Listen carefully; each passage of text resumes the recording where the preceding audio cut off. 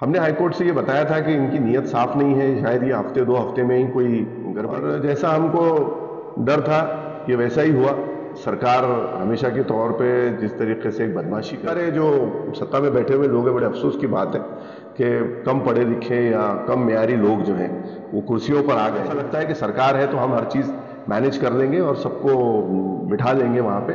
ठीक है, कुछ लोग हो सकता है बिक जाएंगे, कुछ इंस्टीट्यूशंस दबाव में आ जाएंगे। आज एडमिनिस्ट्रेशन इस शहर को सिटी ऑफ गेट्स के नाम से मार्केट करता है, लेकिन बड़ी हंसी की बात है कि जिस इंसान ने ये हिस्टोरिकल शहर बनाया, कुछ हमारे क्या कहेंगे सेक्युलर कहने वाले अपने आप को, माइनॉरिटी के नेता कहने वाले अपने आप को, वो भी वहां पीछे बड़ी लाचारी से खड़े हैं सारे के सारे।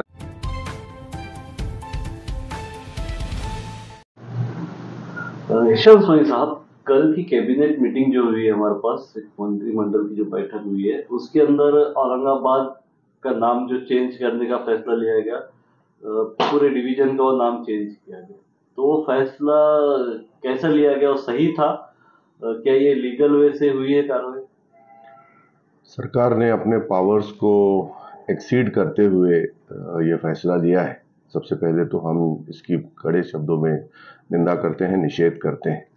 लोकतंत्र में लोगों की बात सुननी जानी चाहिए। सरकार एक तरीके से बहुत तानाशाही दिखा रही है और अपने फैसलों को जनता पर लादने की कोशिश कर रही है। ये मैटर पिछले, आपको याद होगा तो जुलाई से ही 2022 के ये न्यायपालिका के सामने है, मुंबई हाईकोर्ट में ये मैटर चल रहा है।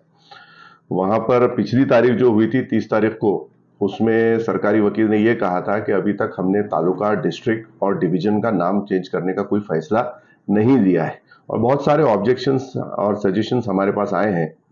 उन सबको रिव्यू करके उसके बाद हम कोई फैसला ले सकते हैं या ना भी लें, ऐसा सराफ जो अटॉर्नी जनरल है ये उनका कहना था। उस पर बॉम्बे हाई कोर्ट ने ये कहा था कि ठीक है कि फिर हम इस वक्त इसको प्रीमेच्योर करार देते, क्योंकि उनका तर्क था कि सारी याचिकाएं पूरी तरीके से रद्द कर दी जाए, डिस्पोज ऑफ कर दी जाए। लेकिन हाईकोर्ट ने ये कहा कि हम उसको डिस्पोज सिर्फ पार्टली करेंगे, क्योंकि आप कह रहे हैं कि अभी तक हमने ग्रामीण में, मतलब आउट ऑफ कॉर्पोरेशन लिमिट, हमने कोई फैसला नहीं लिया। तो वो हम डिस्पोज करते हैं आपके कहने पर, लेकिन उसमें एक लिबर्टी रखी गई, उससे कंडीशन रखी गई है कि अगर सरकार ऐसा कोई नोटिफिकेशन या गैजेट या कोई इस तरीके से आदेश लेके आती है तो उसको, ये जो पिटिशनर्स हैं उन सबको चैलेंज करने का पूरा अधिकार रहेगा। ये लिबर्टी या ये छूट जो है उसमें बॉम्बे हाईकोर्ट ने रखी थी। हमने हाईकोर्ट से ये बताया था कि इनकी नीयत साफ नहीं है, शायद ये हफ्ते दो हफ्ते में ही कोई गड़बड़ी करेंगे और फिर शहर का माहौल खराब करके शहर को एक तरीके से डिस्टेबलाइज करने की कोशिश करेंगे, तो इस पर स्टे किया जाए।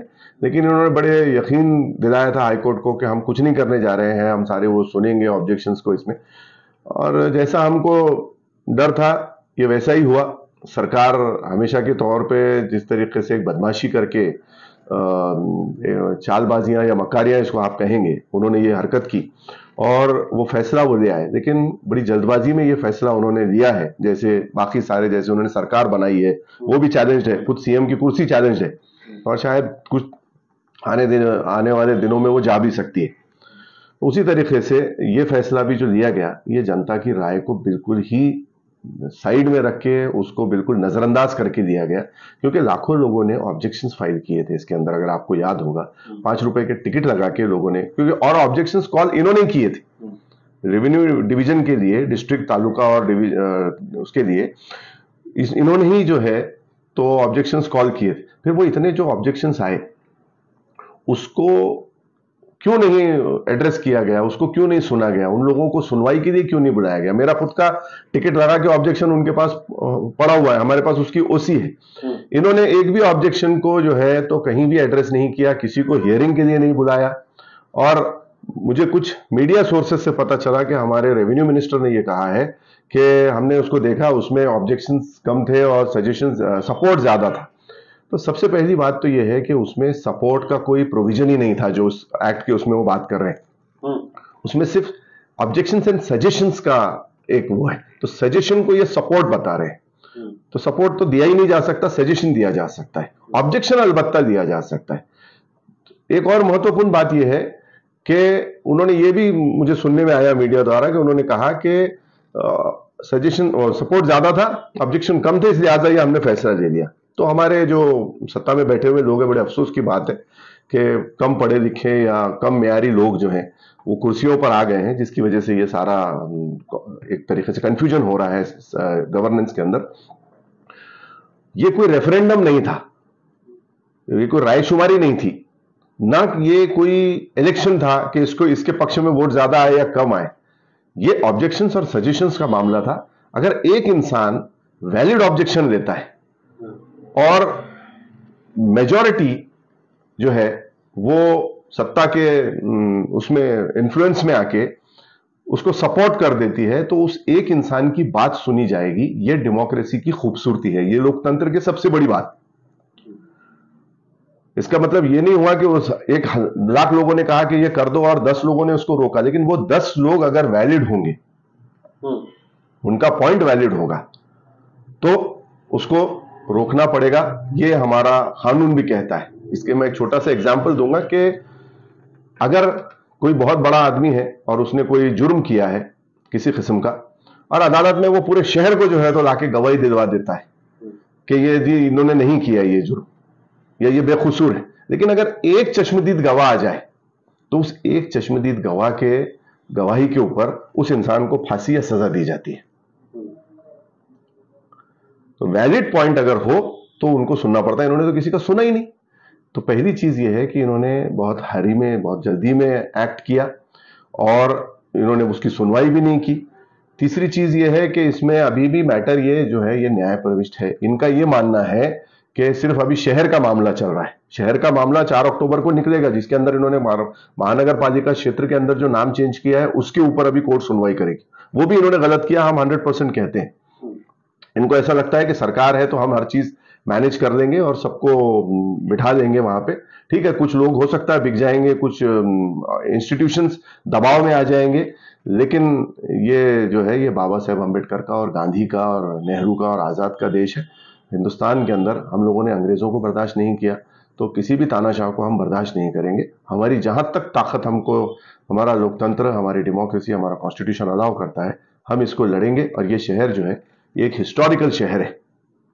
जैसे मैंने कहीं कल बताया कि आप आज एडमिनिस्ट्रेशन इस शहर को सिटी ऑफ गेट्स के नाम से मार्केट करता है, लेकिन बड़ी हंसी की बात है कि जिस इंसान ने ये हिस्टोरिकल शहर बनाया, आप ऐतिहासिक शहर देखते हैं, जिस इंसान ने इस जमीन को ऐतिहासिक बनाया, जिसकी वजह से ये इतिहास इस शहर का जो लिखा गया, जिसकी वजह से महाराष्ट्र की जियोपॉलिटिक्स जो है वो एक तरीके से चेंज हुई और उसका एक नया रूप निकल के आया, आप वो सारा इतिहास उसका नाम निकाल के कर देना। जिसने वो गेट्स बनाए, सिटी ऑफ गेट्स बोलते हैं, किसने गेट्स बनाए? आज जिसने आपने नाम दिया वो गेट्स बनाए। तो जिसने ये गेट्स बनाए उसका आपने जो है नाम निकाल दिया, जिसने हिस्ट्री बनाई उसका नाम निकाल दिया, और आप इसको महाराष्ट्र का टूरिज्म कैपिटल बताते हैं। टूरिज्म कैपिटल हिस्ट्री से रिलेटेड होता है। तो ये मैं यही कहूंगा कि ये जो फैसला है ये बहुत गलत है और मुझे नहीं लगता कि ये अदालत में टिक पाएगा। इंशाल्लाह इसको हम जरूर अदालत में चुनौती देंगे और अपने शहर को वापस औरंगाबाद नाम हो जाए वापस, यही हम देखेंगे। आपकी जो याचिका थी वो औरंगाबाद शहर को लेकर थी और अभी पूरा औरंगाबाद विभाग का नाम चेंज करने की घोषणा हुई है कल। तो आपको क्या अलग से एक याचिका और इसमें दाखिल करना पड़ेगी या फिर जो आपकी याचिका है उसी पे ये चीज हो सकती है? मैं आपको करेक्ट कर दूं, मेरी याचिका जो थी वो औरंगाबाद शहर, तालुका, डिस्ट्रिक्ट और डिवीजन पर थी। दोनों जो सारी चीजें उसमें चैलेंज थी जो है।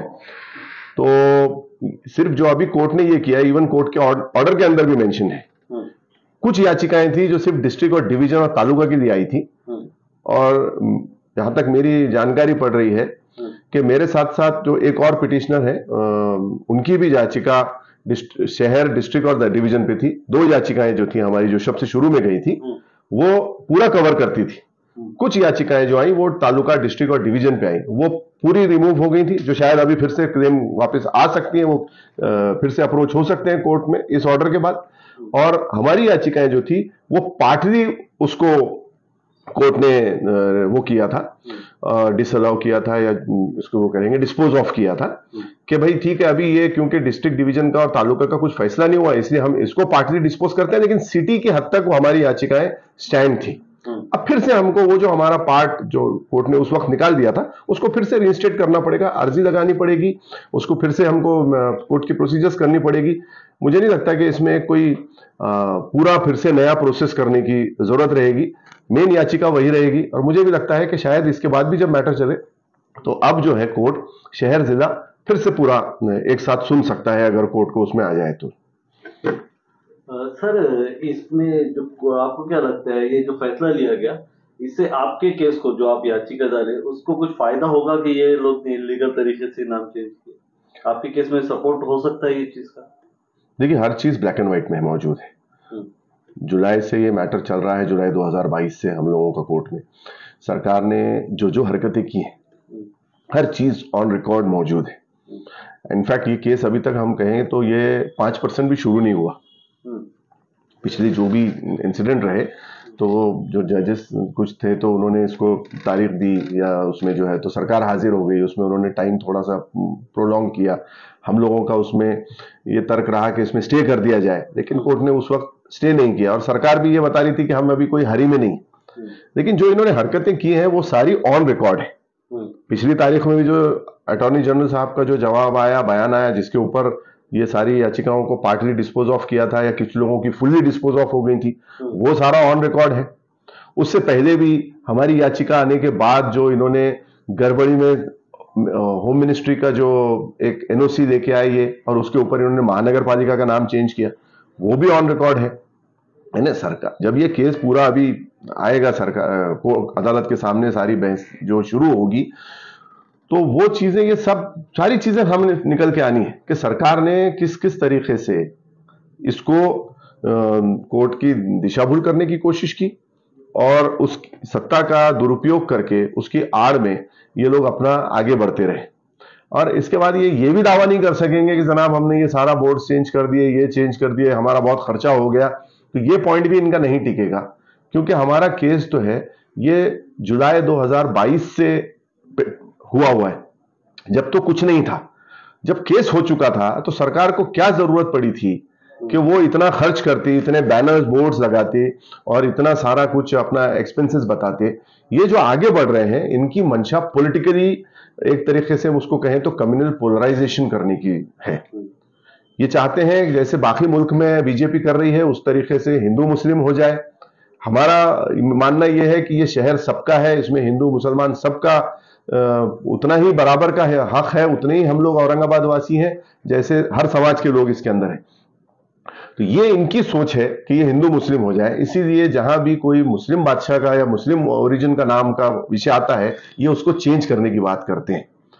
इसमें अहमदनगर हो, अभी उन्होंने उसको भी लेके आए हैं, वो भी चेंज करना चाहते हैं। उस्मानाबाद हो, औरंगाबाद हो, यूपी में इन्होंने इलाहाबाद किया और आपके फैजाबाद डिवीजन हुआ, मुर्शिदाबाद हुआ, ऐसे इन्होंने सारे जो बहुत सारे ये थे ये इन लोग चेंज कर रहे हैं। और इसमें एक दुख की बात ये रही कि मेरी जो पुरानी पार्टी थी कांग्रेस, वो भी इस डिसीजन में शामिल रही, जिसकी वजह से मैं रिजाइन देके कांग्रेस के बाहर निकला। अगर आप देखेंगे तो एक भी कांग्रेसी नेता का, राष्ट्रवादी तो बेशर्मी से वहां खड़ी हुई है। और बड़ी दुख की बात है कि कुछ हमारे क्या कहेंगे सेकुलर कहने वाले, अपने आप को माइनॉरिटी के नेता कहने वाले अपने आप को, वो भी वहां पीछे बड़ी लाचारी से खड़े हैं सारे के सारे। तो उनके ऊपर तो रोना ही आता है देख कर कि कहां चले गए ये। लेकिन कांग्रेस के किसी नेता में ये हिम्मत नहीं है ये बोलने की कि ये गलत हुआ, क्योंकि वो इसमें शामिल थे। उस वक्त भी मुझ पे दबाव बनाया जा रहा था कि आप इस बात पे पर्दा डालें, आपको पॉलिटिकली हम सारे फायदे पहुंचाएंगे। तो ये दलाली मुझे नहीं करनी थी, इसलिए मैं बाहर निकला और मैंने ये केस किया है। तो मुझे लगता है कि सरकार ने जो कुछ इसमें गलतियां की हैं ये सब सरकार के ही वापस ऊपर आने वाली है। एक आखिरी में शॉर्ट में आप हमारे व्यूअर्स को, औरंगाबाद के अवाम को आप क्या मैसेज देंगे, क्योंकि एक रूमर फैला हुआ है कि नाम चेंज हो चुका है, अब कुछ नहीं हो सकता। शॉर्ट में आप एक हमारी जनता को क्या मैसेज देंगे? औरंगाबाद की जनता से इतना ही कहना चाहूंगा कि बाबा साहेब अम्बेडकर का लिखा हुआ जो संविधान है उस पर भरोसा रखें। जो आज मसनद पे बैठे हुए हैं वो रावत इंदौरी का शेर तो सबको पता है, उसको दोहराने की जरूरत नहीं, लेकिन ये समझ रहे हैं कि ये इस कुर्सी पे आ गए हैं, चाहे वो किसी भी कुर्सी पे हो, मीडिया की हो, एडमिनिस्ट्रेशन की हो, पॉलिटिकल हो और कोई पोस्ट हो, सारी किसी भी एजेंसी संघ उसके आपकी पोस्ट हो, वो ये समझ रहे हैं कि उस पर रहेंगे। तो बाबा साहेब का जो संविधान है, जब तक वो अस्तित्व में है तो हमको बिल्कुल भी मायूस नहीं होना चाहिए। ये फैसला पलट सकती है, अदालत को ये राइट है कि अगर गवर्नमेंट इस किस्म से कोई नोटिफिकेशन या गैजेट लेके आती है तो अदालत उसको रिवर्स कर सकती है। और अगर जब ये रिवर्स हो जाएगा इंशाल्लाह, तो वापस इन्हीं हाथों से इनको ये नाम जो है मिटाकर फिर से पुराना नाम वापस से इनको लिखना पड़ेगा। और मुझे ऊपर वाले की जात से और हमारे देश के संविधान पे पूरा भरोसा है, अदालत जो है वो सही फैसला करेगी। हम कोशिश कर रहे हैं कि सर अपनी तरफ से 100% दें कि अदालत जो है वो सही इसमें जो है सारा पर्सपेक्टिव जो है, एंगल जो है उसको हम समझा सकें, और समझाने के बाद जो है उसको वापस जो है इस किस्म से फैसला आ जाए कि औरंगाबाद ये नाम फिर से पूरे दुनिया में गौरव से औरंगाबाद अपना सर उठा के खड़ा है। थैंक्स।